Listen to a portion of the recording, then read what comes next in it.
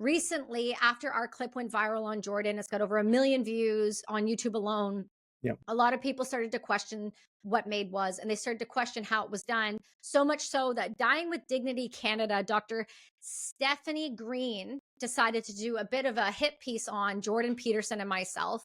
And she decided that she was going to go minute by minute, second by second. God knows how long this took her, the amount of things she could have done productive to be helpful in society in that time frame, but instead chose to come at a Canadian combat veteran who has healed from 1 million of these issues that you are killing people for.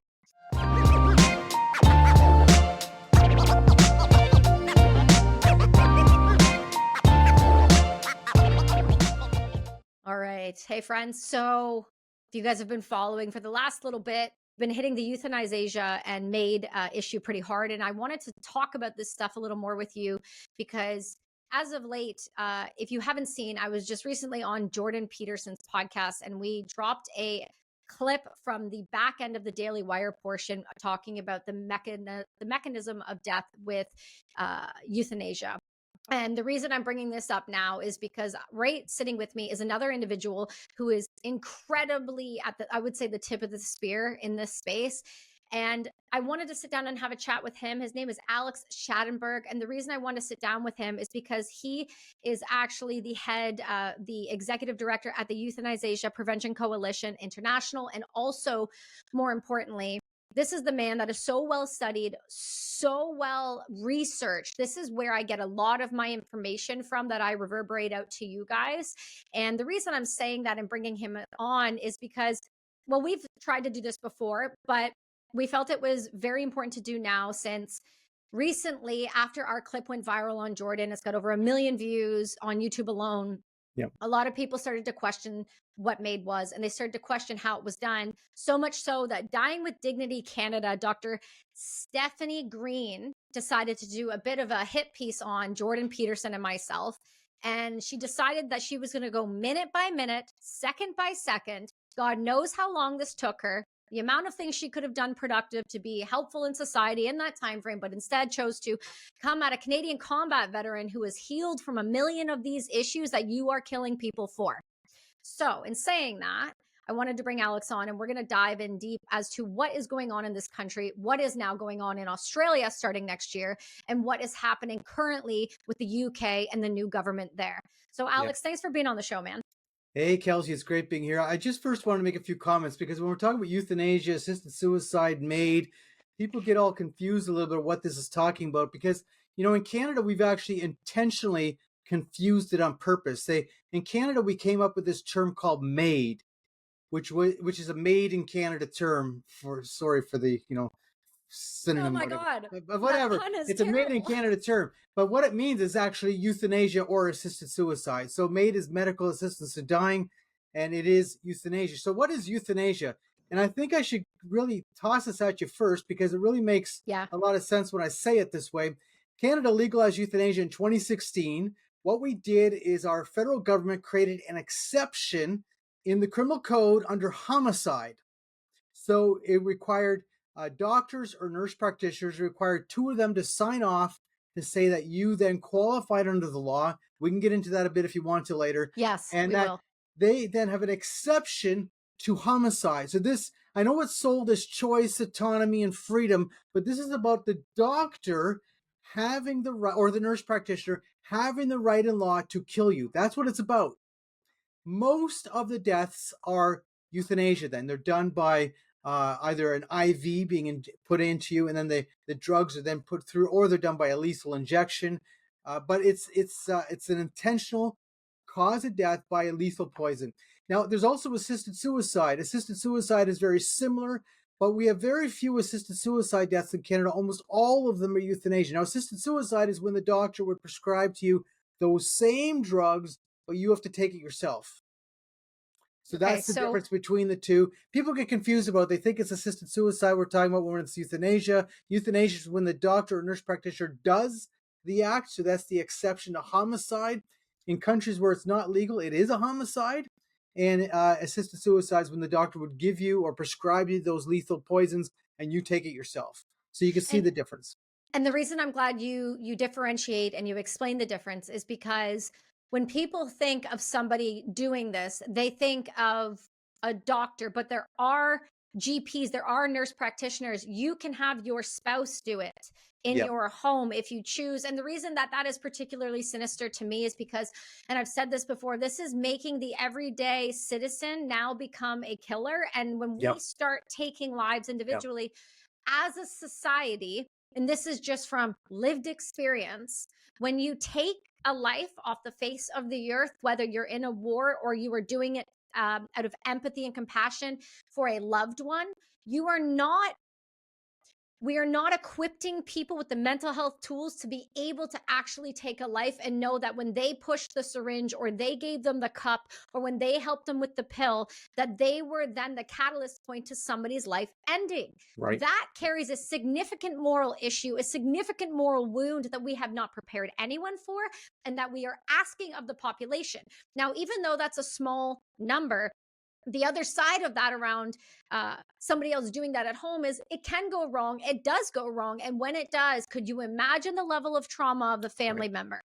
So I want to take that a step further. So when we're discussing euthanasia and assisted suicide, I think it's so important to really break down numbers, because Yep. when people say to me, "Oh, there's been a 25% increase," normally my first response is, "Okay, but what was the real number?" Because if you Right. say there's an increase of 90 some odd percent and you look at the number and it's 4 people and it was 2 people, we're Right. talking about something different. So but that's really not what this is. In No. Canada, 2016, we started the ball rolling down the hill, and now it's going at a pace that I'm concerned we can't slow.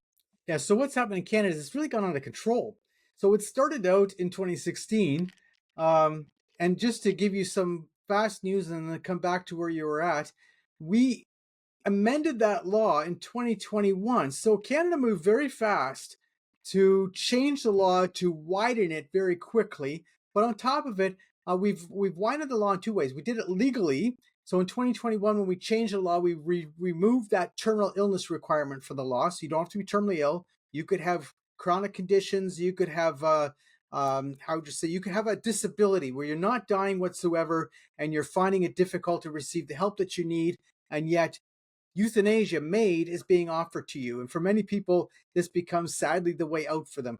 But what happened is that we have now gone to this place where we are nearly now got the highest numbers of euthanasia deaths in the world. Now, there's not many countries that have legalized it, but I think we have to put this into perspective. The Netherlands has 5.1% of all deaths were euthanasia in 2023. Canada does not have its 2023 data out, but I've been doing a lot of work on that, as you would know, Kelsey, to try and get the data because the federal government's just so slow. They don't want to release the data. And you see Right. that in Quebec alone, 7.3% of all deaths were euthanasia in Quebec alone, right? In British Columbia, it was around 6% of all deaths were euthanasia. These are massive numbers. If you consider we legalized this in 2016, and then we're talking about 2023 compared to the Netherlands, which legalized in 2001, and in 2023 they were at 5.1%. So you know what I'm talking about? The cultural shift has come Yeah. so fast in Canada, but it's also how our law works. Like, we got rid of the terminal illness requirement, but that's actually no different than the Netherlands. The Netherlands also don't have a terminal illness requirement. Right. But the difference between the Netherlands and Canada, I'm not saying there's anything good about the Netherlands law. I'm just saying that the difference between them and us is they view it as a last resort, whereas in Canada, it's not a last resort. It's a So in the treatment. Netherlands, if someone asks for euthanasia and they're not terminally ill, so let's say they have a significant chronic condition or they have a disability and they consider that to be grievous, and they've requested it, the doctor will have to say to them, well, there is some treatment that can be offered to you. So we're going to go down that path first. In Correct. Canada, the doctor has to say to you, well, there is some treatment that we can offer you, but you have the choice of either treatment or euthanasia. So, I mean, you Right. don't have to even accept the treatment. You could have a treatable condition and still die by euthanasia, and that would be fine because in Canada, they say it's not a last resort issue. It's just an option. It's just one of the options. See that right there. Let's pause on that for a second. The only reason that that has even taken hold is because we as a society This is just the symptom.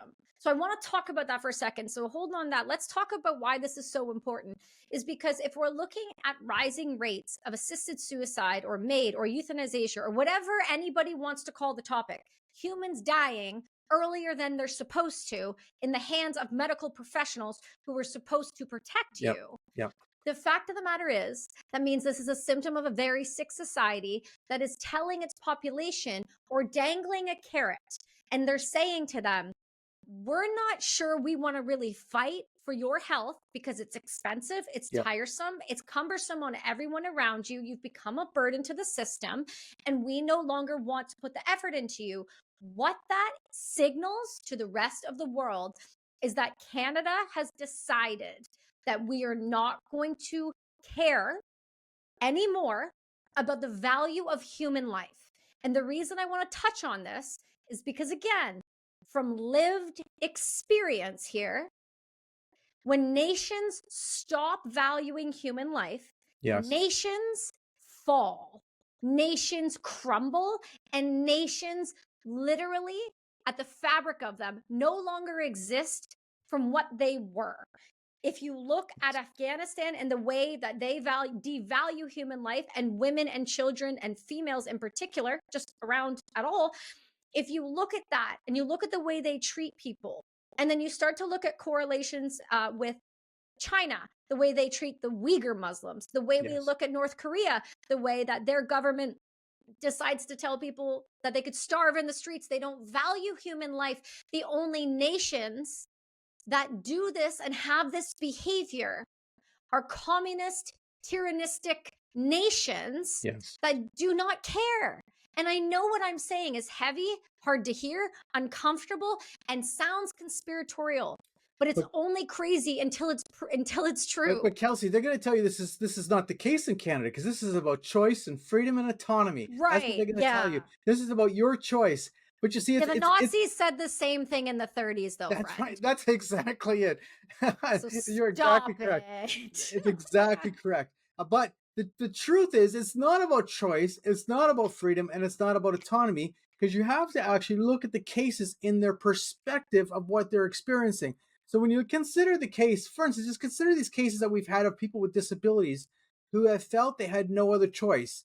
Like the person with the person who had the whole thing about being homeless or fearing of being Mm, homeless. So the guy in St. Catharines, Amir Farsu, he was saying, I can't afford a place to live on my disability benefit, so I'm going to apply for euthanasia. And he said, I even yes. told the doctor I'm only applying for this, not because I want to die, but because I can't afford to have a place to live, because he was on a disability benefit. He needed to be in a situation where he had subsidized housing. He was Correct. in a subsidized housing unit, but he was losing his subsidized housing unit. So therefore, he had to find a place to live. And he says, I couldn't. He was in fear of homelessness. Think of the people who had the whole thing of multiple chemical sensitivities. There were several women who applied for euthanasia, were approved for euthanasia based on multiple chemical sensitivities. Now think about that. You're living in poverty. You are reacting to the cleaning fluids being used by your neighbor. You are constantly breaking out and having difficulties, and you say to yourself, "My life is not worth living this way." And brought to you by Mindful Meds. You guys have been seeing me take Mindful Meds for a little while now. Mindful Meds is a premium supplement company dedicated to supplying humans with the tools to improve their mental health, clarity, and performance, all while supporting their growth along the way. Whether it's the Immunity Blend, Lion's Mane, Inspire, or Voyage, all of their products are clean, tested, consistent, and they've become a huge help in my life. I found Mindful Meds over a year ago now, and I've never looked back. Go check out their website, mindfulmeds.io, and use the code BRASS at checkout. What those people needed was not death. They didn't need to be approved to be killed. They needed a clean place to live. You know, a caring society would say, oh, you have MCS. Obviously speaking, you can't live in one of these big, apartment buildings for people who are all on, on a disability benefit, etc., because you can't live there because it's not possible for you to live there. These are just realities, right? And so you say, oh, this is about choice and freedom and autonomy. What about the person who's going through a difficult time in their life? And I have gotten so many phone calls like this, people calling you, and they're wanting MAiD. And they're calling us because a friend said, well, maybe you should talk to these people first. So they're calling me, but because they're calling me, they're actually open to speak to me. And they're saying, I know I have this medical condition and that medical condition. And my heart goes out to them. My heart is broken by their situation. But then I say to them, but why do you actually want your doctor to kill you? Because that's what you're actually asking for. Yes. You're And not the asking for funny thing is you think treatment. they'd hang up on you when you say that Mm. to them, but they don't. They almost always respond with one of two messages. The first one is, but I have nobody in my life. There's Mm-hmm. nobody in my life. I have no reason to live. Or they say, I've lost hope. Yes. I've lost hope. Well, Kelsey, you understand losing hope. You went through that, Yes. Yes, I do. And but this is there is why hope I'm at the end doing of the what I'm tunnel, you know? hmm but like that's the thing I want people to understand. We are only 14 minutes in and we've dropped more information right now to Canadians and to the rest of people listening to this than anywhere else has ever been said about this program in one succinct couple of minutes.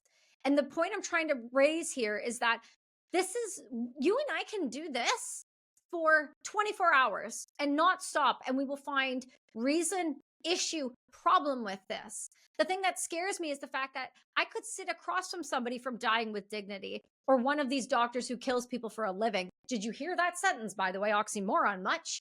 Well, the I doctor who actually challenged you is one who lives off the money of killing people. That's what she does. killing That's the only thing people. she does. So obviously you were a threat to her Oh, life, yes. her income, Good. and her, how would you Mhm. say, her specialty, you know? But my favorite part about this, and I know she's going to listen to this, so let me just state this emphatically and very clearly.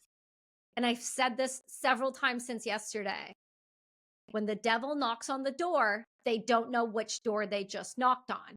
Because I've seen the dark and I've played in the dark and I know the dark and I love the dark. And I'll stay in this till the end of time because, unlike your patients, I don't quit. You decide that you want to make a profession off of murdering people who can heal from conditions that you are telling them: diabetes, fibromyalgia, depression, I don't know, debt, cancers that can be cured.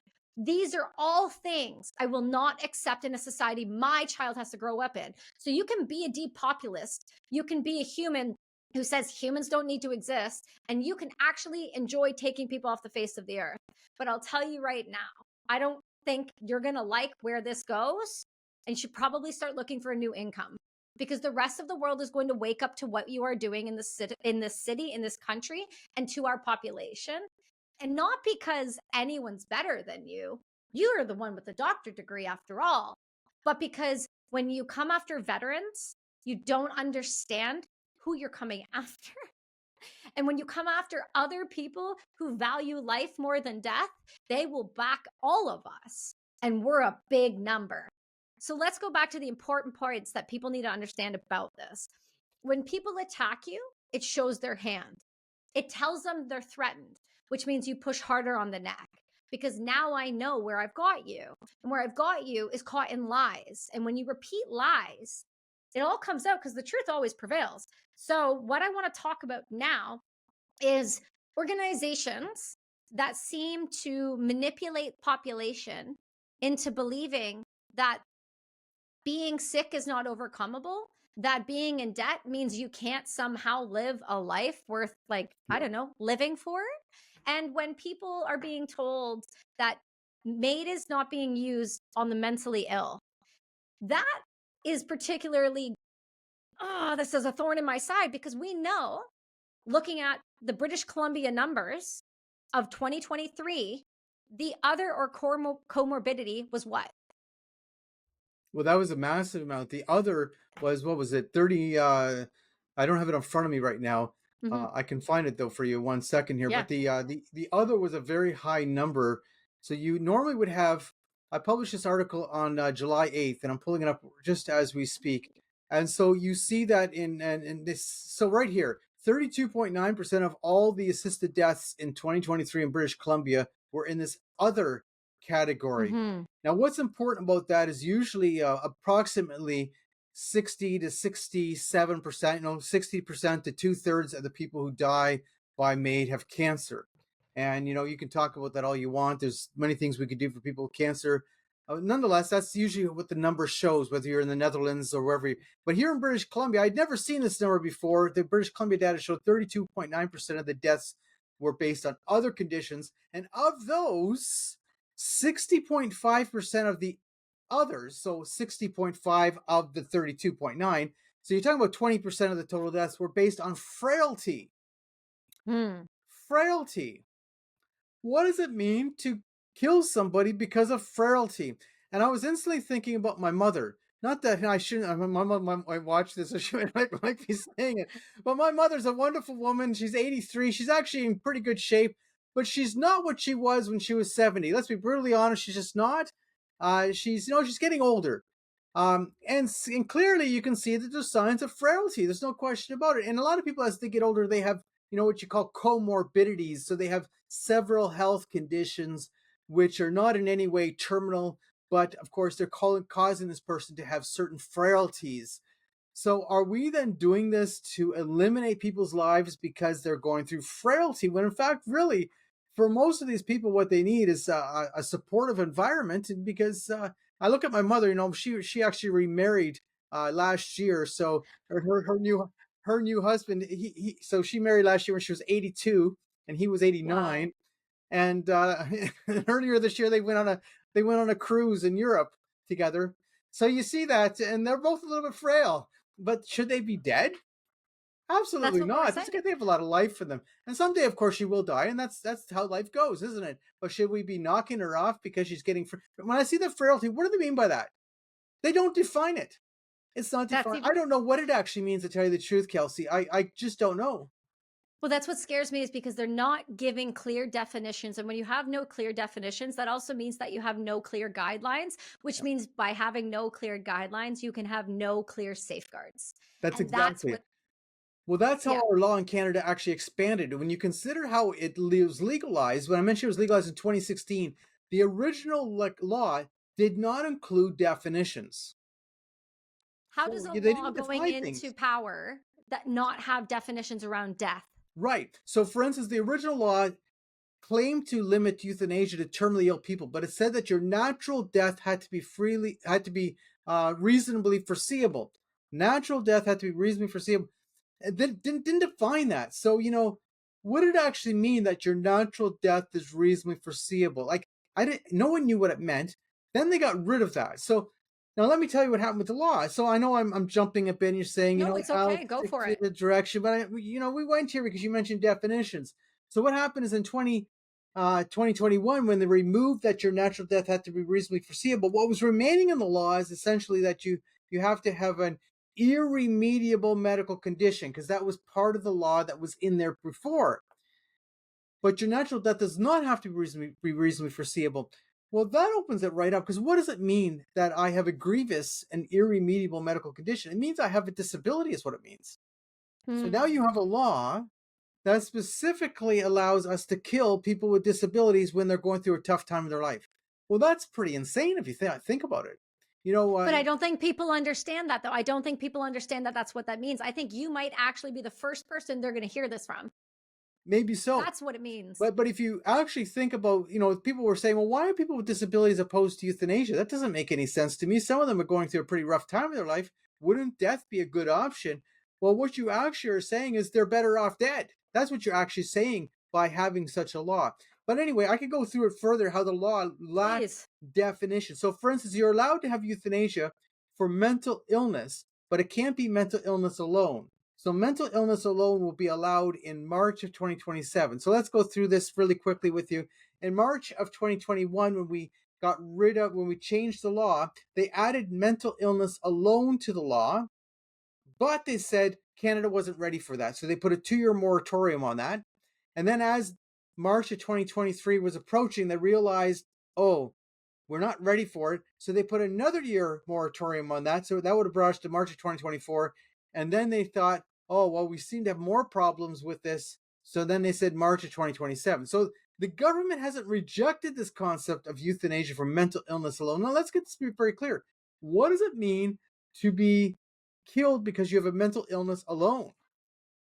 Think So about it. that right there on its own is why I got involved. So this topic in particular is important that I I address.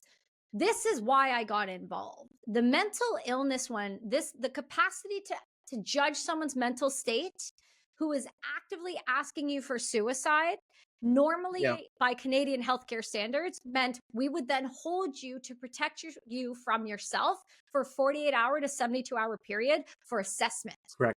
So how is it that we've gone so far from 2000 in, however, 2016 to now, and we've started to say that things like depression, the things like PTSD, things like assault, all of these things that can cause some form of trauma in your life should be an excuse for the government to Right. decide they get the right to come into your life and to decide to end it.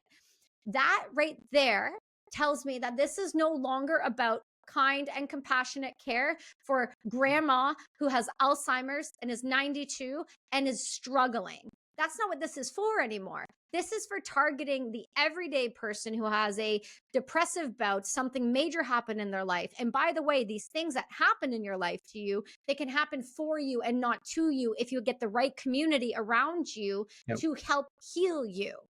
Yes. So Now you brought we're up something killing very people. interesting.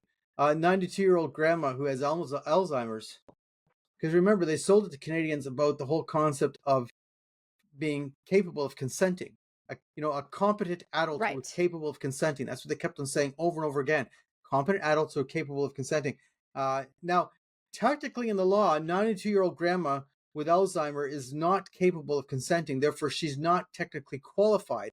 But they're That's right. talking about making her qualified now. That's a big discussion right now. And the reason they're saying that is they're saying it's terrible that we're forcing these people to live. Well, think about it. So you're going to I'm kill sorry. someone who's not capable of consent. That's what they're talking about. Like, it's not happened yet. So I'm not trying to create some illusion that Alex is saying, "Oh, we allow euthanasia for people with No, but the fact Alzheimer's that who they're can't just, consent." But I but if mean, they're they're talking discussing about it, this. Alex, if they're discussing it, Alex, it's going to happen because if they're saying it out in public, Yeah. that means that the things that had to be done in order for that to become a successful part of any sort of law has already happened. Just like the topic of child euthanasia is heavily being Ah, discussed, and we had a committee already in 2020, uh, 2023, February 2023, come out from our government saying that we need to expand the law to include mature minors. Now, remember, mature minor in Canada is not a defined term. Mature minor in Canada means that the doctor does an assessment on your child. So a child would be obviously under the age of 18, and it could be 11-year-old, it could be a 12-year-old, it could be whatever. The doctor does an assessment and determines that that child is capable of consenting to the act.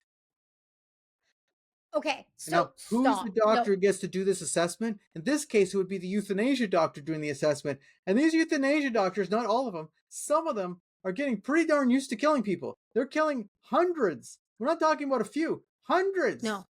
Right. Like and we're going to talk about her at one of the main ones after. But let's stop and address that for a second. Because what this sounds like is the rhetoric that we used to get from the universities and from other individuals that Jordan so obviously pointed out was that we are going to see a problem when it comes to the transitioners and the detransitioners and what we are doing to the young youth and telling them that they are allowed to make permanent irrevocable decisions that will now end their life. We are talking about Yeah, giving children the right to decide to die or not. right. I'm sorry. How many young prepubescent children are going through something, who have been through an assault, who have gone through a foster care system, who have lost parents, who have had traumas that they can't control, and then somebody to just chirp in the ear one time because kids Yeah, fixate and say you should die. Did you know you can die just because that happened to you if you choose and it's not a that's big exactly deal? it. What are we doing? Of course, it would be sold to the public based on that hard case, because I'm a human being. I understand that there are some hard cases. There might be a 16-year-old that's going through a very terrible condition, and I'm not questioning that, because in our human reality, we're physical bodies. We go through terrible Yes. things sometimes. So they're going to use that kind of a case to justify it. They're going to use the extreme case of the 92-year-old grandma who really is going through a terrible thing. And how dare you say she shouldn't have this, even though she can't consent to it? They would say you are the one who lacks compassion because you are going to stand in the way of trying to kill her. But N- it's all about the killing. It's not about the caring at all. So, and my response always to them is until you've killed someone for real, you can shut your mouth. You can't sit there and say that this isn't having an impact on the mental health of the practitioners doing it. Oh, for Because sure. we know Yeah, just statistically, and this isn't to bash, well, whatever, it is what it is. Statistically, we understand that there's going to be a very small, but there will be a small percentage of people that will enjoy this, that will have a sinister component to it. And not to say that anybody, not to say that they will or they won't, but there is going to, just statistically, numerically, just looking at life right. and biology, there's going to be a small percentage, even if it's one doctor, it's too many, that are enjoying what they're doing. And we are seeing signs of that in several doctors that the National Post have just covered, that Better Off Dead with Liz Carr and her documentary on YouTube just uncovered. And Yes. that is one of the doctors who lives and kills people on West Broadway, about 40 minutes from me. She's killed up, what was it? By May 2022, she had killed over 400 people herself. Yeah, she won't give the number anymore. Yeah, I wonder why. She says she knows the number, but she won't tell Mhm. people the number. So they always report that 400 number where it might be 8 or 9 or 100 or By 1,000. now. Might be, who knows? We don't know. She won't say it anymore.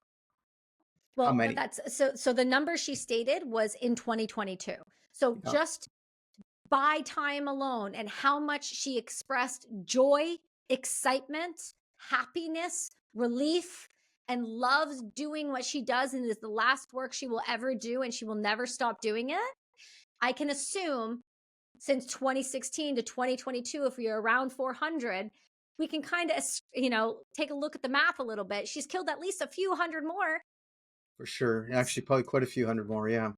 Because she's So actually that's well known terrifying. for it. Yes, Yes. absolutely.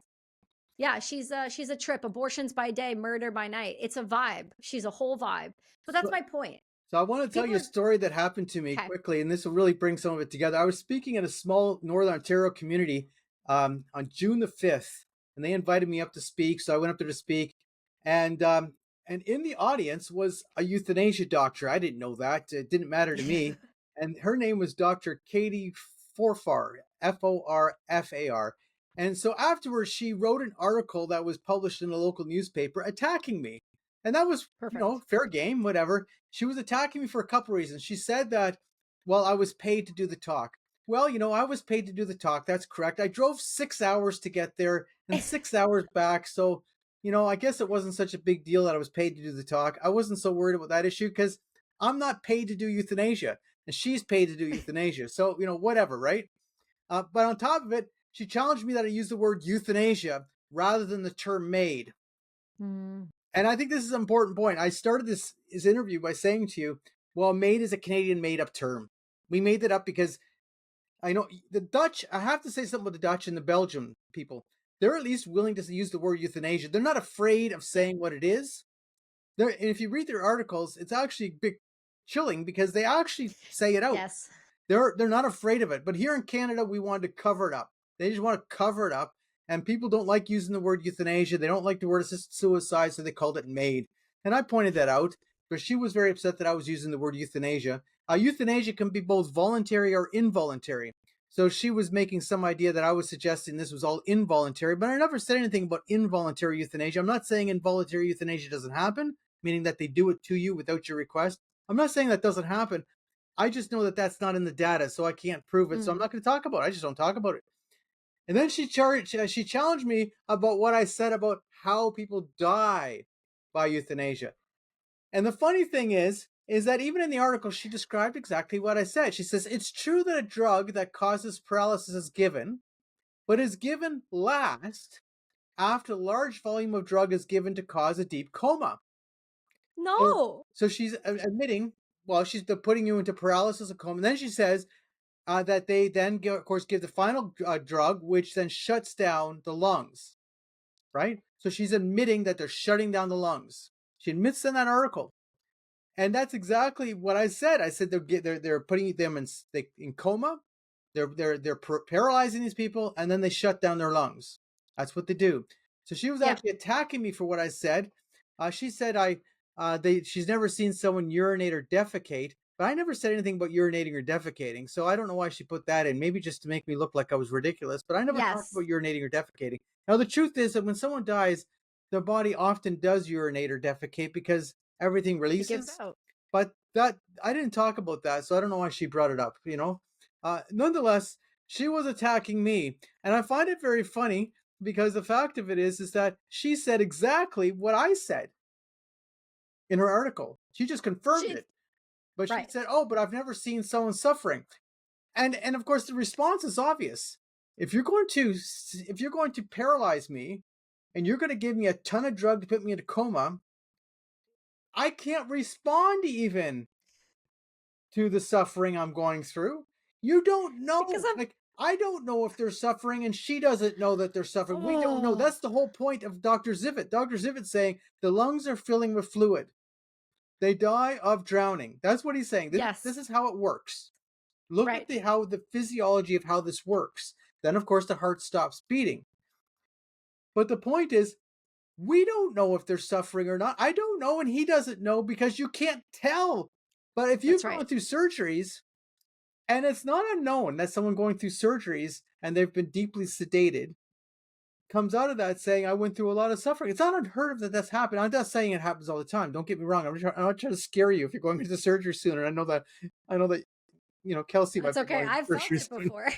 I've felt it None- before. It's a Nonetheless, you know what I'm getting to. They yeah. say, I've never seen it. Well, if you're going to paralyze me, of course I'm not going to be able to respond. Who's Right. kidding who here? Like, it's such a silliness of the argument. And then they say, oh, these are peaceful deaths. Well, how do you know? How Well, do you know? that's well, this is okay. So I'm glad this is where we are because this is a point I want to refute here. So, a couple points we're going to pull out from this hit piece that we got going here. When I was, because they're minute by minute breakdown, right? So, they got to a point. Dying with Dignity got to a point, and they at 3 minutes and 48 seconds, and it says false content. It says Sharon states, meaning the reason people in Canada seem peaceful is because they're given a paralytic. So the thing that gets me about it is they go, fact, that's completely false. She has no idea what she's talking about. There is not a single protocol or any incident of a paralytic ever used. Fun fact. Cool, Dying with Dignity. I'm going to do you a favor.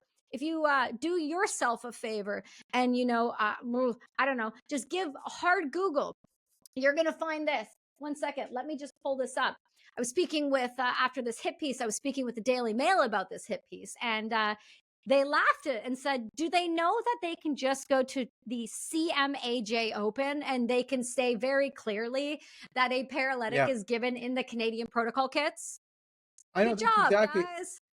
Even if you go to Dying with Dignity and search through, they did have an article which refers to the paralytic in there. So Yes. nothing we're saying is not true. It's all Well, true. but this is my favorite part. And this is why I want to refute this because this is what they have on their website about me. The next part that I want to refute, which is also comical to say the least, is that drowning people chemically to death. It's because it causes pulmonary edema. And if you guys decide to stop attempting to murder people every day, you can go back and listen to my interview with Dr. Joel Zivit, who is, the 25-year anesthesiologist, who was the guy who uncovered it, who's pretty damn smart, and he refutes what you had to say there as well. So that's super easy. And then let's go to the next part, which is also super great. Every single drug that is listed here that they say is actually factually incorrect. And we have not only the BMJ, but other doctors who anesthesiologists have come forward and said that this isn't how this works. They give us a protocol list, but we can deviate. And our own death doctor in Vancouver says she has her own special cocktail and what she uses. So God knows how much she's using. Yeah. So the fact is, when you have clowns running organizations with large sums of money, they think they can act a fool. And when you decide to not only come at me, but come at others, and this is one you're going to find this one comical. So did you get a chance to read this whole article? Did you waste your time like I did? I didn't read the whole article yet. I was Okay. actually really busy today too. I know. I'm really glad. I'm really glad. So when I stated a statement about Alicia Duncan's family, Yes. okay? Because Alicia is a very close friend of mine. And I said, you know, it's really concerning because Fraser Healthcare is been holding their mother's autopsy hostage and will not release it. They've had police intervention and everything and they will not release it. I mentioned this to Alicia, and I'm going to read you her response. Yep. She goes, I said, "Hey, they brought you up." She goes, "It's ironic that this doctor slams you for not fact checking, when if she wanted to fact check me, I have all the proof that Fraser Health is denying me any assessment records and that my mom shouldn't have been accepted for MAiD in the first place." So this is comical to me because when police have been involved in trying to get these documents, they still have the audacity to spew such lies and think people are genuinely going to believe them. That's It's just exactly.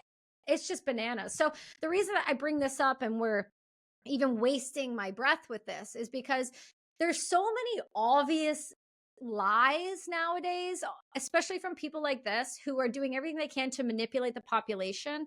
And unfortunately, part of the population is taking the bait. And so I want you to kind of go through here with me what you believe is the most important things Canadians and other people who are listening to this need to understand about this program. And you and I are going to do multiple episodes on numbers, data, breakdown, causes, medications. Not only that, is I want to talk about the legality side of this Right. too. So let's start with this. Why don't you tell some people some of the most important pieces of information if they've never heard about this, why they need to understand and pay attention? Well, actually, I think that the stories are more important than anything else. You're talking about the Duncan family. That was a Hmm. profound story. And because a lot of people are sold this whole concept, right? They're sold a concept that this is about my choice and my freedom. And then you hear Alicia Duncan talk about her mother who did not receive treatment for her head injury after the car accident and was going through the difficulties and is now feeling like she has been abandoned by the system and she feels she has no choice but to go this direction. And this is the kind of thing. This is the kind of thing so many people talk about. If you consider this, I'll give you another thing that really brings it around. The case of the 27-year-old autistic girl in Calgary. WV's daughter. That's right. Yeah. She clearly is going through suicidal ideation. She wants to die. Yes. Um, the family doesn't question that. Nobody questions that. That no one questions that. She has no medical problem that would approve Correct. her for MAiD. That's what the dad brought to court. He brought proof of her medical records, because as the dad, he had her medical records, that there was nothing, she had nothing wrong with her to approve her for MAiD. What happened with her is, and I have to be careful what I say because this is all Yeah. sort of things, but I have to be sort of careful. But what I have to say is that she applied for MAiD once and was turned down. Hmm. She applied for MAiD the second time and got approved. And then after the dad went to court, and the court actually said, um, like there's real problems here with the decision making with Alberta Health Services with this situation. They Right. were very concerned about how was this decision made. They said there's nothing in the law that prevented the young woman from having MAiD though, because the law says that so long as two doctors have signed off, you're free to be killed. That's what the law says. The law also says something else you need to know. The law says that the doctor or nurse practitioner only have to be of the opinion that you fit the criteria of the law. Now, why is that important? That's important because when you hear some of these crazy cases where someone was approved to be killed and then died by euthanasia, you'd say to yourself, well, there must have been more to that. That doesn't make any sense. Shouldn't we be prosecuting a doctor if that's true? And the Hmm. response is you can't prosecute a doctor when the law says the doctor or nurse practitioner only had to be of the opinion that you Right. fit the criteria of the law. Because obviously, we're all of many opinions.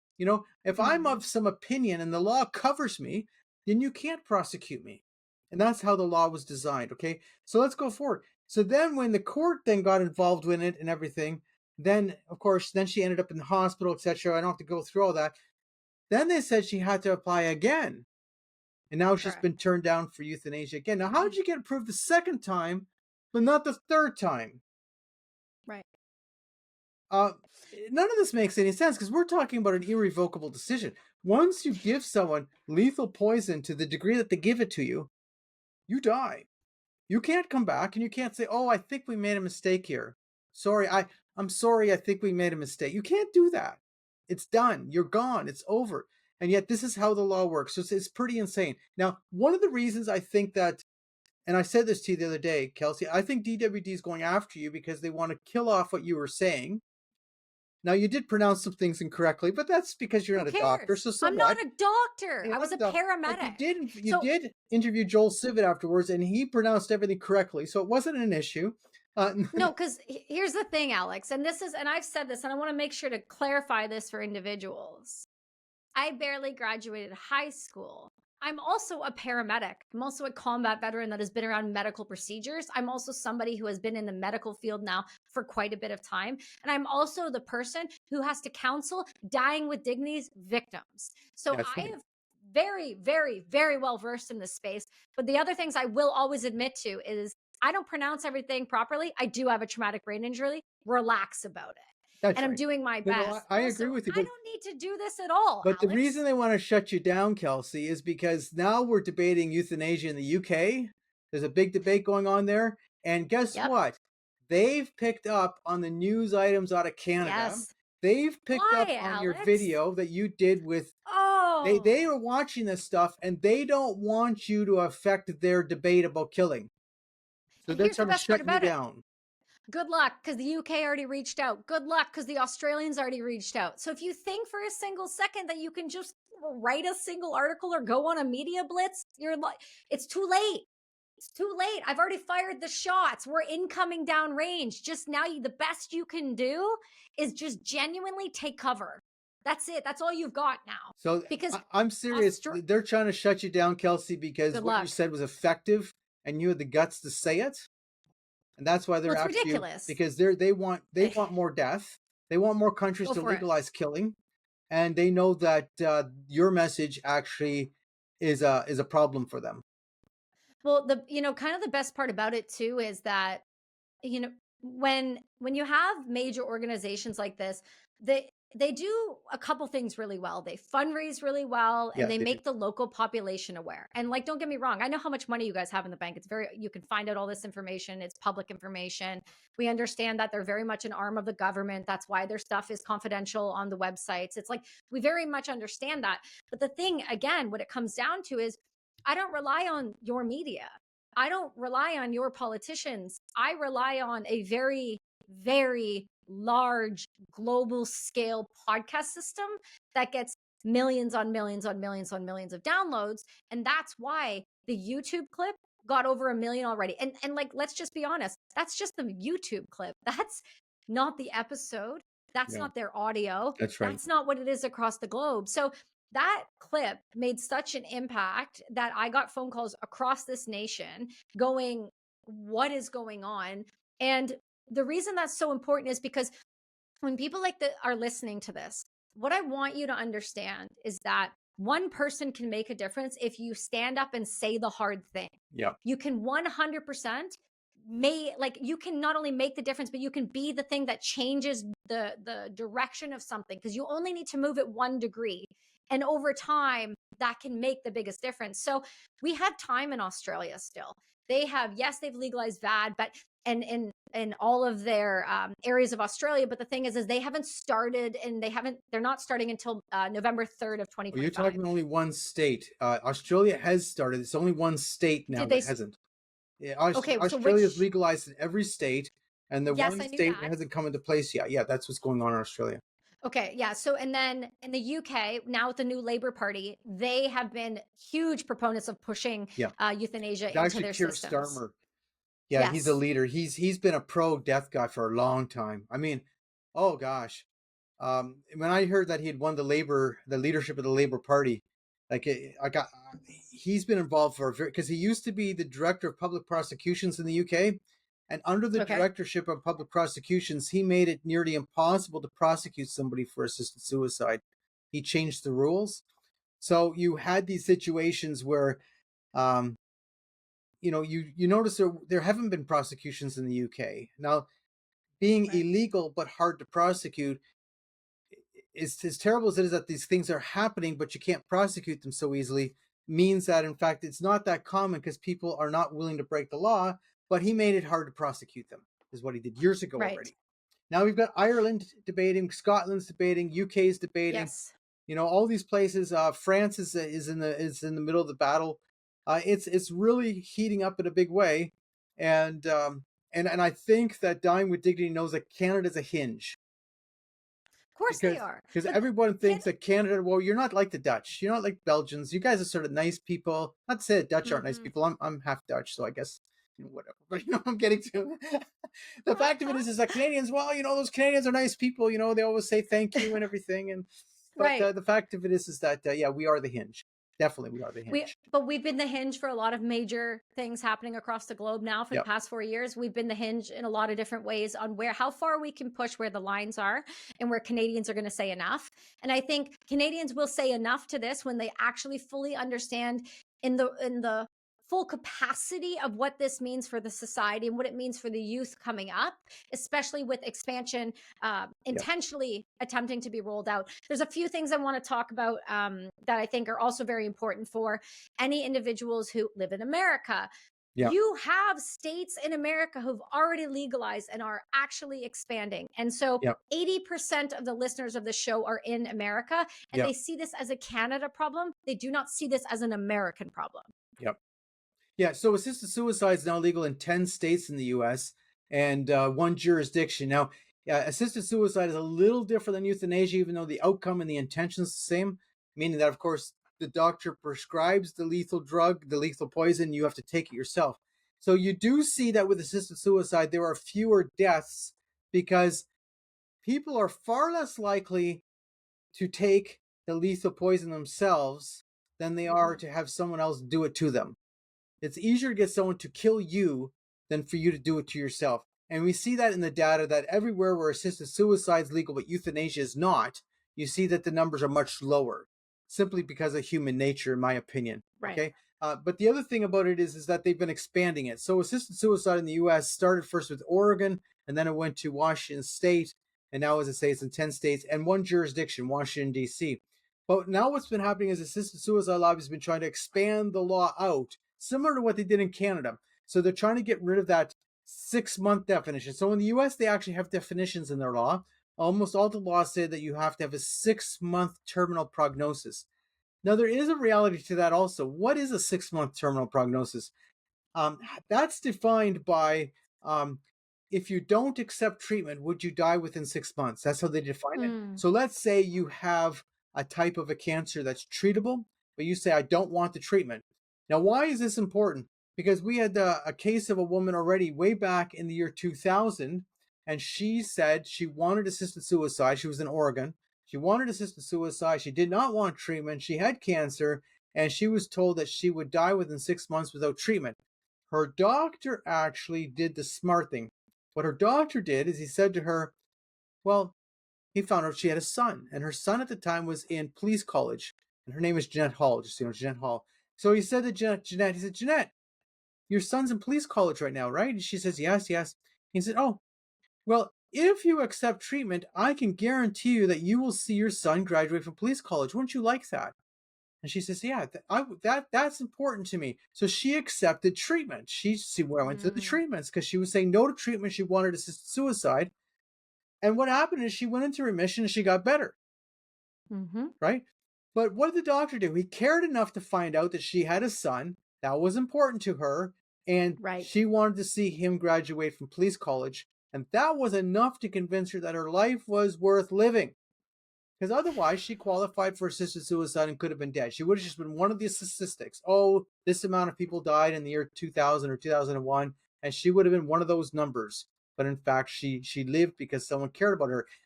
She's a microcosm of the reality because the reality is a lot of people are in that boat. They have a treatable condition or they have a possible treatable condition, and they're feeling hopeless. They're feeling that their life lacks meaning. They feel that their life lacks purpose. They maybe have gone through a lot of trauma in their life, and they're saying, I wouldn't want to. I wouldn't want to go through treatment because I'm afraid of what this might happen. I remember my uncle Ed, for instance, had a very bad treatment situation. I wouldn't want to go through that. So they have fear. Well, that's natural for a human being to have fear. Right. And so what are we going to do? Kill them? But that's the thing I don't understand is these are natural human responses to natural human traumas, to things that happen in life that are a part of experiencing life. That's how we live. That's it. We are human beings. Yeah, that's real. So So they want to say that, oh, we don't have to suffer at all. We can have euthanasia that'll avoid suffering. I debated this guy in Belgium years ago. He was the guy who brought euthanasia into Belgium. He was a palliative care doctor who lobbied and worked hard. And it was at the same time when euthanasia was legalized in the Netherlands. And I debated him quite a few years ago in Belgium. And his whole point was, we have eliminated suffering in Belgium. And I thought, no, you're killing people. You're not eliminating suffering. We're human beings. We suffer. I'm sorry to say it. I'm not saying that I want to suffer. I'm not saying that you should suffer. I'm saying right. that is a natural reality to my life that I will do some suffering, but I don't think I should be killing people. I just don't see killing people as the answer. I think we should be caring for people. That's how I view it. But we should also be looking at what that means. If you're saying I've eliminated suffering and you're killing people, so then tell me what happens when somebody decides to end their life who was not sick, who didn't need to die. Tell me about their families. Are Oh, they devoid of suffering now? no. What about the crater they've left? What Yeah. about the family member that decided to take their life, not tell the family at all, and then go and do it like the individual who told this family he was going to France Yeah. and then went to Switzerland and ended his life? And he was actually healthy. And he He was was going through a difficult time. That's correct.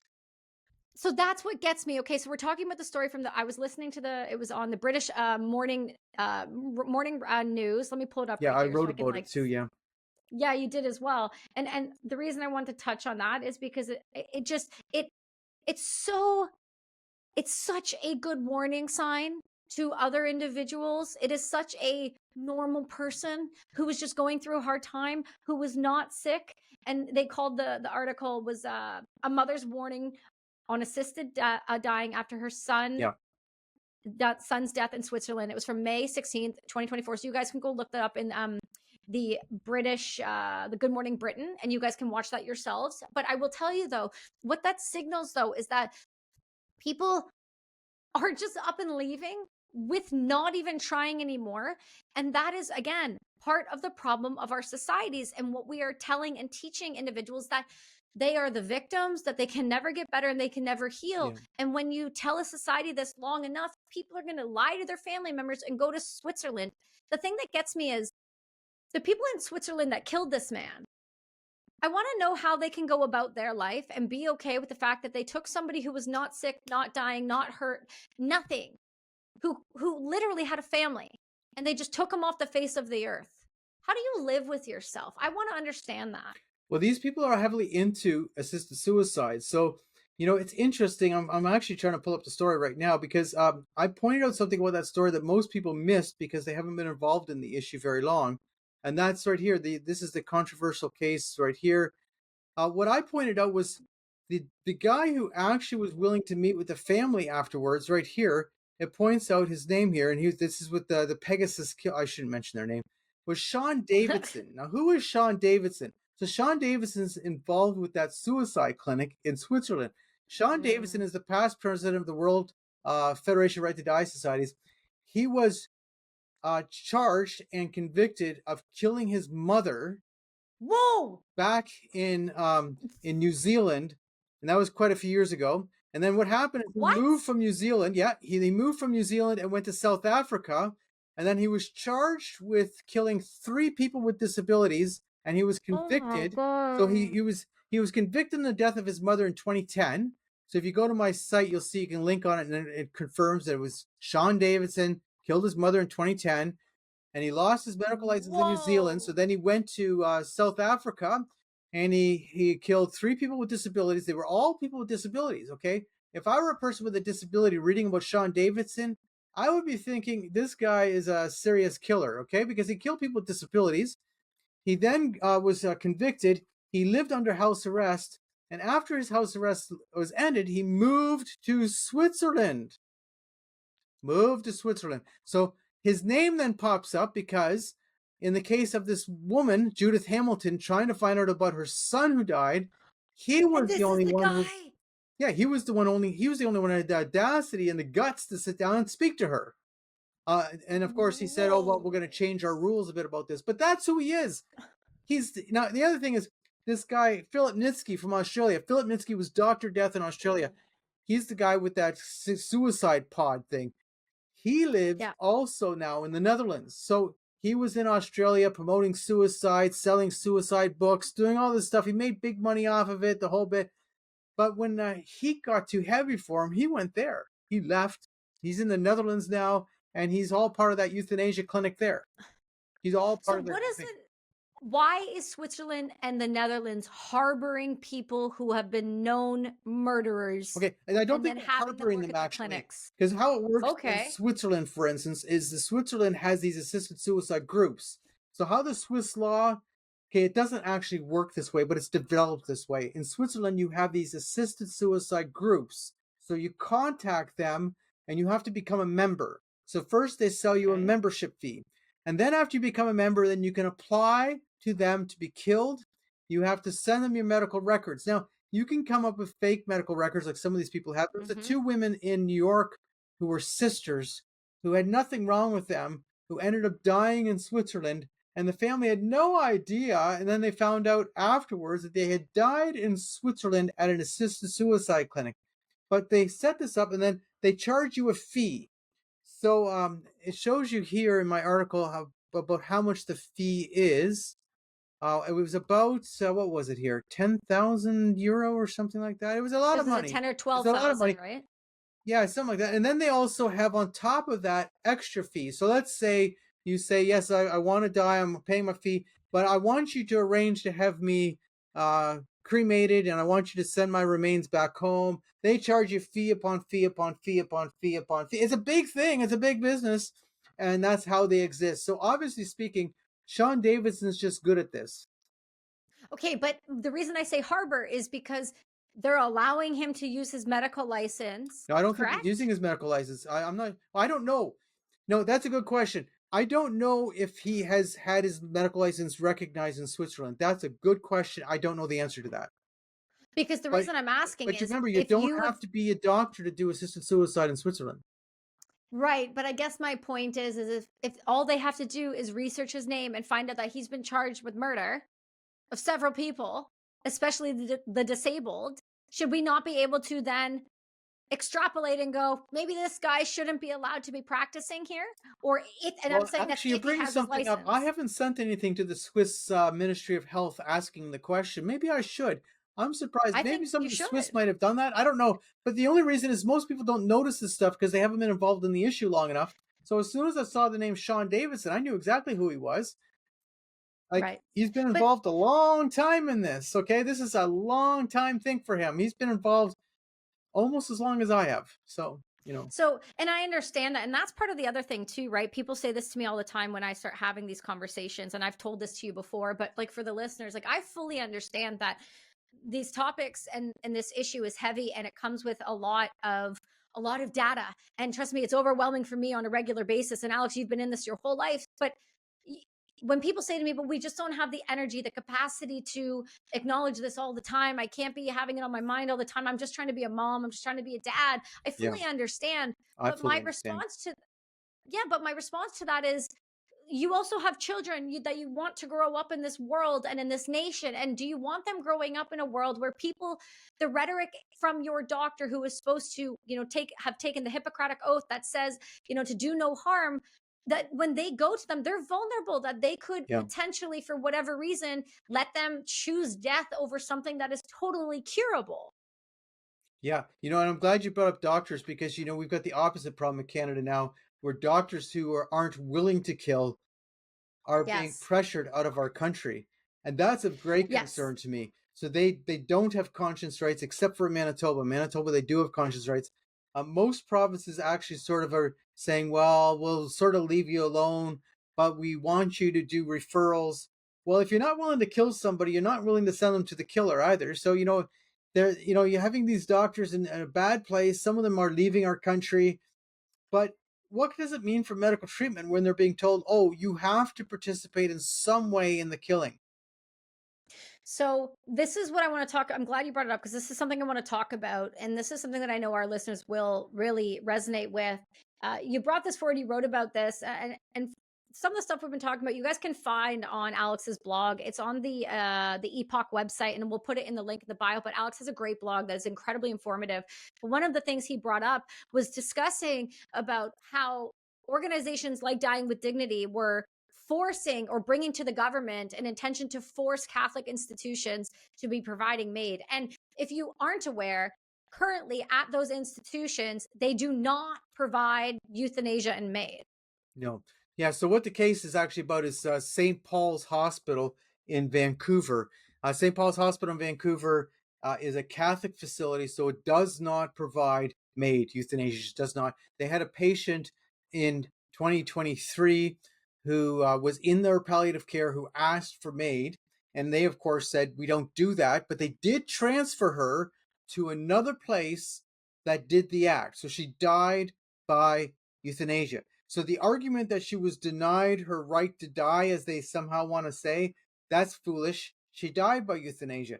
They just said that as a Catholic facility, we will not do it.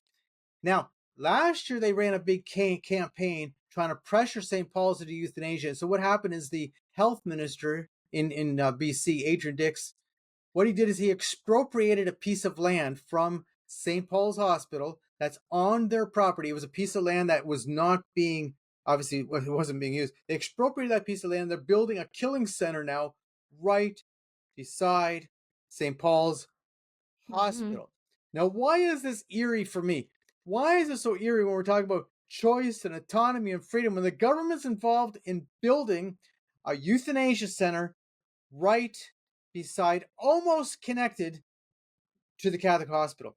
And I Mm. was recently in Germany and I did a talk in Germany and I spent a few extra days. I went around to some of the T4. So T4 was the euthanasia program during the Second World War.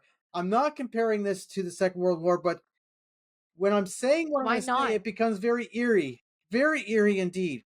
So the first killing center I went to was a place called Grafnik. I may have pronounced it wrong. I don't think I pronounced it wrong, but anyway, Grafnik was a home for disabled people run by the Lutheran Church. So it was out in the country. It was in a remote location. It was a big building and it was owned by the Lutheran community and they cared for people with disabilities there. The German government, the Nazi government, expropriated that property from the Lutheran church and they put up their killing center. That was the first killing center they set up. The very first one was at Grafnik. The BC government just expropriated a piece of property from a Catholic healthcare institution to build a killing center right beside the Catholic hospital. It's too eerie for me to even contemplate. Let's be brutally It's honest not about this. eerie. This is called history repeating itself. Why are we so afraid to say the hard thing? Why is it that people in Canada and the rest of the world are so afraid? Did we not teach people in school that history will repeat itself if you do not pay attention? And often the people in power do not listen to history at all. Is that not what we were taught? Because I'm pretty damn sure that's what's happening right now. Yeah, so they will say the difference is the people at Grafnik who died did not choose to be killed. And I'm saying Oh, Canadians are not all choosing to be killed. But I'll go one step further. As it went on, they were expelling more people than that. We don't have to get, you can read the history. You can read the history and it's going to make you feel so eerie because you're actually in the, they have a memorial there at Grafnik and you're reading and they had it in German and in English. Okay, so I can read the English. I'm just fine. And the arguments they used in the Second World War to justify this. I know they were Nazis and we're not Nazis. Don't get me wrong. I'm not calling somebody a Nazi. I'm really not. I'm just trying to give you the connotation. The arguments they were using for this is exactly the same arguments we use today, that these people were useless eaters, that their lives were not yep, worth living. yep. Think about Think about what happened to Heather Hancock. Lord have mercy. If you think I'm going Mm. crazy, read the story about Heather Hancock. Hancock actually sent me her story. She was on one of my Zoom meetings I was on, and she said, "Oh, this is what happened to me." And I said, "Heather, I want to write your story." I called her up and I found out she was a great writer. So I said, "Heather, I don't want to write your story. You write your story. You're a better writer than I am." Perfect. Heather has spastic cerebral palsy, and she was going through serious health problems. She was born in Calgary. She was going through serious health issues. Okay, so there's no question. She's an intelligent woman who has significant physical disabilities. Okay, she grew up being bullied and the rest of it. And she's talking about being in the hospital, and the nurse is saying to her, "Why aren't you asking for euthanasia? You should be asking. If I were Disgusting. you, I would be dead by euthanasia." This is what the nurse is saying to her. Think about this.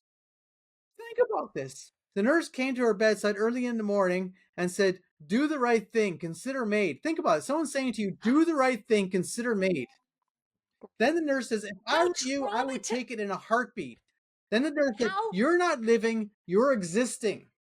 Think about it. how traumatizing. How Think traumatizing. about That's it. sanctuary And trauma. then they say, That's "Oh, what this is that all is. about choice and freedom." So let's say Heather got a little different personality, going through a difficult time, and she's emotionally distraught, and she's really questioning why, how can I continue living? That's not an abnormal thing to be going through. The difference is that actually Heather's got a lot of guts to her. Actually, if you talk to her and you meet her, you start realizing, like, I talked to her on the phone now several times. Holy, she's a woman who's got a lot of guts to her. She's happy to tell her story, and she's got some gusto. Well, you don't meet that many people like that, actually, do you, Kelsey? But anyway, No, the you fact don't. that she's I want to alive meet today her. because she I has do that want to talk to gusto. her. Yeah, and I wanna talk to her, and that's the other thing too, though, is there's going to be people that are gonna come out of this, that are going to have gone through experiences like this and be able to sound the alarm. Those are the people we have to platform, those are the people we have to speak with, and those are the people, their stories that are the most important to show the sinister side, and shame on that nurse, and the fact that that name hasn't been released of who that nurse was, and she has not been fired and stripped of her job and her career is disgusting. That right there is how bad things happen in the world when you don't take accountability. And if the fact is that nurse needs to be outed, because if that was somebody else's mother or child and she is left in their room by themselves, I don't trust that she won't try to convince them to kill themselves at all. Yeah, well, Heather said that she did put in a complaint and then she never saw that nurse again. Now, that doesn't mean that nurse was Mm. fired. It just meant that nurse was never on her floor again. That's what it could Well, mean the nurse was fired. But I mean, basically, you know for sure that that nurse wasn't put on that floor while Heather was in the hospital. But it's still ridiculous. What about the story about Tracy Polozuk in Montreal? Spina bifida she has, and she's been mhm, pressured. She says she was pressured twice to ask for euthanasia. Think about this. So you're going through serious health problems. She says her husband and her were remember, she's married. People think these people with mm, disabilities have no life. She's a married woman, right. okay? She has a life. Absolutely. They got into a car accident and she had a broken leg. Now you imagine having spina bifida and then getting a broken leg. So what happened is it didn't heal properly. So she is going through pain. And she's being pressured to euthanasia. She says, "Pain sucks. We all agree. It's terrible. I'm in pain 24/7. It never stops. I can survive that. I cannot survive being treated like a sack of meat." Hmm. But that's what they are treating people like. They are treating people like they don't need to exist, like they're an inanimate object, like there's no soul, or nobody loves them, or nobody should be around them, or no one's going to miss them. That's what they're forgetting, is they're targeting people with families who get angry, like Alicia Duncan, who are not going to let this lie, who is writing a book about this, Yes. by the Well, we way. need more like Like you, Alicia. oh, we absolutely do. And that's the most important part, is that the people that are listening to this, if your loved ones have been approached, say something, reach out to me, because this stuff can't, you're not alone in this. This is unfortunately become a very normalized thing that is happening, where you're going into doctor's appointments with a loved one who is sick, older, or for whatever reason, and they're being offered MAiD, and they have people like dying with dignity walking around hospitals all the Yep. time, Yep. being like creepy little dark shadows, trying to convince you when you go to get a coffee. And then you have amazing people like Angelina from Delta Hospice, who sends care angels to people's bedsides to make sure that these predators don't get a hold of your loved ones, because that's where we're at. I was when you were talking about a couple things, uh I was laughing because I was just looking again over at this just nonsensical attempt at whatever this is. And for a Well, doctor, I they're would have trying to take expected you out, better. Kelsey. It's just it made me laugh. And then so there's part of it though that makes me laugh. And I addressed a part about somebody under the age 18, and they had the audacity to say that, no mature minors, that's complete falsehoods, even though it's in the government records. What's another good one that made me laugh? Oh, this one, the government savings. So when I don't know if you watched that full clip, but when I Yep. was talking to Jordan, the government savings were coming directly from the Canadian.gov website. Yep. Like the Canadian.gov website. So if you guys want to go fact check me, do it properly. It's under the Canadian.gov website. It's under 2021. I believe I have a link in one of my episodes. I'll pull it up and I'll Yep. drop it in here. But like the actual breakdown of the money that I'm talking about, the 80, I think was it 86 or $89.6 million that was saved, was all saved because they used MAiD instead of palliative Okay. care. That's So actually, super those simple. numbers are actually massively under the reality, Even better, Alex. because if you read the report, actually how they came to that data, they assumed that the people who died would only be really losing approximately on average about 2 weeks worth of life. So they were Hmm. calculating on that. And so 2 weeks worth of healthcare savings, et cetera, et cetera, et cetera. And going, but in fact, Donna Duncan would be still alive today. Yes. In fact, the woman with MCS, who was 51 years old, who died by euthanasia in Toronto, would still be alive today. Now, the savings in killing her were not only medical savings, but she was on a disability allowance.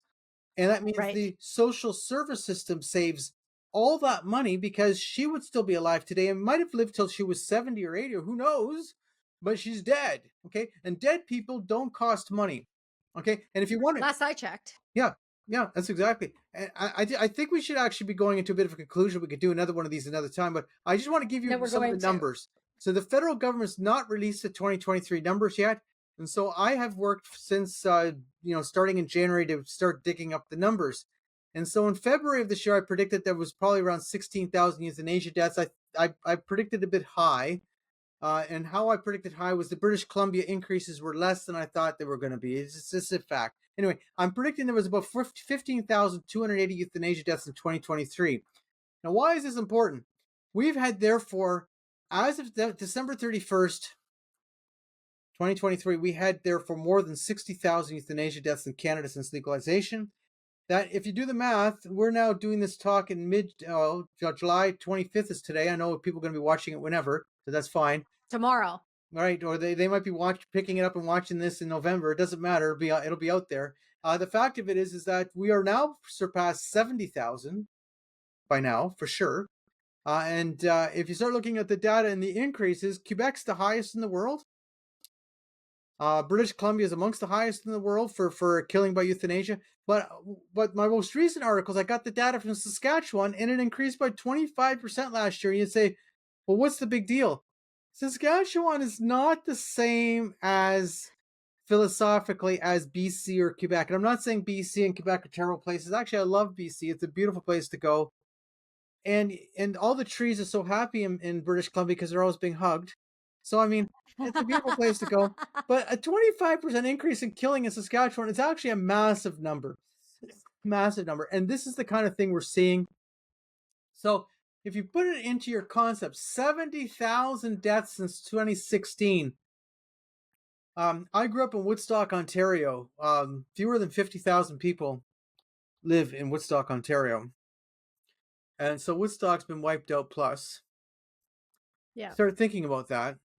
And you might say, oh, but these people asked for it. Well, start looking at the British Columbia data and you say, what do you mean 60.5%? What do you mean 32.9% of the people had other conditions? What do you mean by that? What do you They mean were by not sick. 10% of those? That means 3% of the total deaths were for diabetes.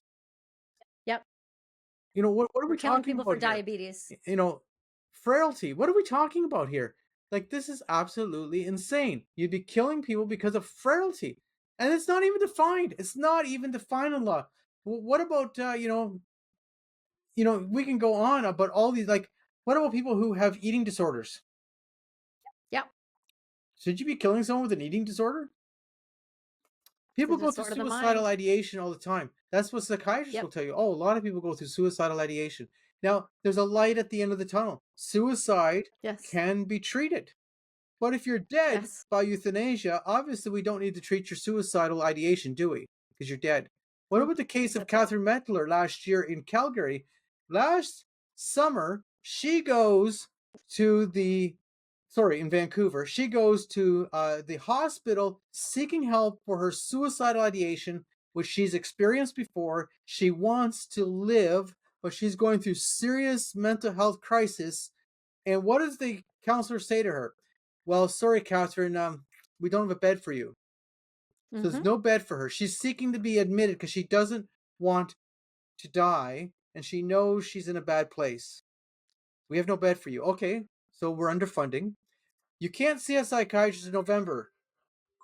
This happened to have been June. So start doing the Mhm. math. That's 5 months. And by the way, have you considered MAiD? Think about that.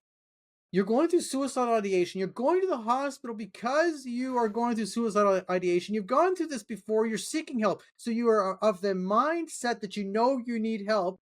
And they're asking you, have you thought about medical aid in dying? Think about that. They're dangling a That's carrot insane. to a sick person. Who would ever do that? That was a local hospital of mine too, That's by the right. way. That was in BC. Sorry. Yeah, I know. It That was was. in BC. And I said first wrong Calgary. It was BC, and I got it wrong at Yeah. first, and I corrected myself. No, no, no, no, no. It's important because it scares me when it comes time to go to the hospital, right? It bothers me. It makes me nervous of taking my loved ones to hospitals around here. And I think that's fair. And just so because this is where people are going to push back, explain just very short so that people get this. How do you come to the over 70,000 number since 2016 in Canada? Well, you just added up. We have the 2022 data, so we knew that there was about 46,000 by that point. If you look at Hmm. the provincial data, it comes to about. I'm predicting it's about 15,280. So if I'm up by 10, well, what are you going to do? Um, that's what Right, I'm predicting that we had in 2023. So when you do the math, right. that puts us over 60. And then if you consider now we're in July, because we were talking December Yep. 31st, 2023, being at 60,200, etc., then you would be approximately 70,000 by now, because we've probably had at least 8,000 already this year, even with Right. a conservative increase in the deaths. We've probably had at least 8,000 because you're past the 6 month point of the year. You might even be at 9,000 right now. So you're approaching The 70,000 for sure. You're pretty close. the reason I the reason I ask again, just to be very clear, is because every piece of data you're speaking about is provincial and is reported, and anybody else who wants to take the time can go province by province and statistically add the numbers up. All of these are provable. All of these are on the Oh, .gov yeah. websites. All of these are by each province in Well, this actually, some government. So provinces when don't want to release the data. So this is also that's true. another issue. Like British Yeah, Columbia like does BC. release the data, but it took forever. Their data from 2023 came out in July of 2024. Ontario does release the data monthly. Alberta releases the data regularly. Nova Scotia does, but most of the provinces don't. Okay, they Right. actually give you a hard time. Saskatchewan, I just got the data. They refused Right. at first, and now they sent it to me. So I guess they thought, well, it's coming out soon anyway. I haven't seen it yet, but it's coming out soon anyway. Anyway, Right. that's what's going on. So Yeah. And the other thing so is it's there is important. underreporting going on, and you see that in the Mhm. Quebec data. So in Canada, you can't prove underreporting outside of Quebec, but you can prove it in Quebec. So Quebec has a separate law than the rest of Canada. Most people don't realize that there's actually two euthanasia laws in Canada. There's the Quebec law and the federal law. Now Quebec has a lot of their own laws, so like that doesn't It's not shock a too many surprise. people. But the Quebec report comes out every year. So they do a report and they actually examine the deaths, and they have a multiple reporting system in Quebec, whereas we don't have that in the rest of Canada. So it shows clearly in the multiple reporting system that the numbers don't add up. So if a doctor does not send in a report to the Quebec government, we know from the regional authority, because they have a regional authority system also in Quebec, that they have to report. So you have two different sets of numbers. Plus, you've got the number from the pharmacist. So you got the pharmacy Mm. numbers. You got the so you know how many kits were sent out. You know how many the regional doctors, the regional authorities have reported, and you know how many doctors have actually sent in a report. And the numbers never add up. They don't add up. They don't add up. So that shows you what? It shows underreporting because actually the number of doctors reporting the deaths is actually lower than the regional authority number. So you have underreporting. You also have Quebec actually admitting to deaths outside of the law, which the rest of the provinces have not admitted What? to. Quebec does admit to it in their report, yearly report. Their first reports had a very high number, and now they, well, not, it's relatively high, I would have to say, it's, to be fair. And every year, but nonetheless, the last year's report showed about 20 of the deaths did not fit the criteria of the law. Now you would say that's only 20 deaths. Yeah, there's 20 dead people who didn't fit the criteria of the law. We killed them. Why are those doctors who are on those death certificates not being held accountable? Thank you very much. Well, this is the whole thing. They're just given a slap on the wrist. They're just told by the authority. Remember, there was a letter that came out from the Quebec um, Euthanasia Commission last year that the euthanasia doctors flipped out over, which said, "Oh, we do actually." It basically told them that we've had several deaths that did not fit the criteria of the law. You need to follow the rules of the law. And a bunch of them got all ticked off of that, as if you're accusing us of breaking the law. Yes, they were accusing you of breaking the law. Yes, yeah, that's what they were Because you doing. Yeah, broke the law, because you murdered people who did not qualify to die, because you should have yeah. your license I'm just stripped from you, opposed to because you killing should be people, going, but I mean, well, that's nonetheless, they're fine. killing But people even outside of the law. Yeah.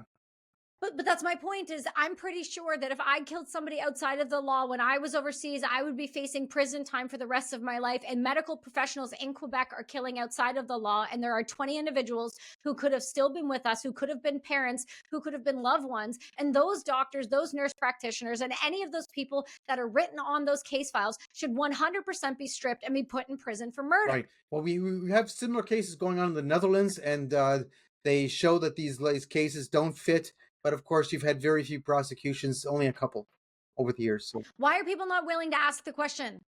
well, because this is all sold as a cultural thing that it's all about choice, freedom, and autonomy. And how dare you stand in someone's way of their freedom and autonomy? Guess what? I actually don't have the ability to stand in anybody's way. So that's all a foolish comment anyway.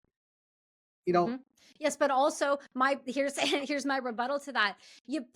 I'm pretty sure for the past 4 years you've tried to decide where my family moves, how they move, if they get to go into a restaurant, store or hospital. So do not sit there and tell me that it is me saying that you don't have the right to do something. That sounds oddly contradictory now, doesn't it?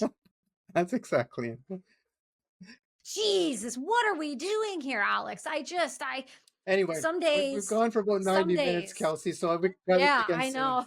There's a lot more data, and And we went down some rabbit holes and came out the other end, so it's and all we fine. should.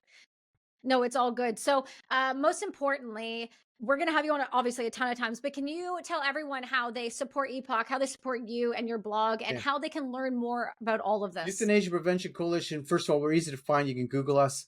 My name's Alex Schadenberg. But we also, so we have a website. It's epcc.ca, epcc.ca. You can email me anytime at alex@epcc.ca. And guess what? If you want to become a friend of EPC, we're happy to take your money and to be a donor because we're not getting government money. The other That's side right. gets millions, actually. That's the next thing they're talking about. Yes, dying The millions of dollars dying our with government gets dignity. the other side. That, Yes. give me a break. They're getting millions of dollars to kill people. You know, Yeah. We just want to save some. well, I'm just opposed to Yeah. killing people. I think we should actually be caring for people. I know Yeah. you say, well, You're you're not being wrong. pretty simple, Alex. No, actually, I believe in caring for people. I don't believe in killing. And I don't think we should be killing people with disabilities. No, no. I No. actually think that No. they're human beings with equality and should be treated as equal citizens, not as people that we can kill. No, yeah. Really? And then I That don't seems think like a that your really 92-year-old radical grandmother, thought. even if she has dementia, is a useless eater. I think she is um, someone who we should be cherishing in our community.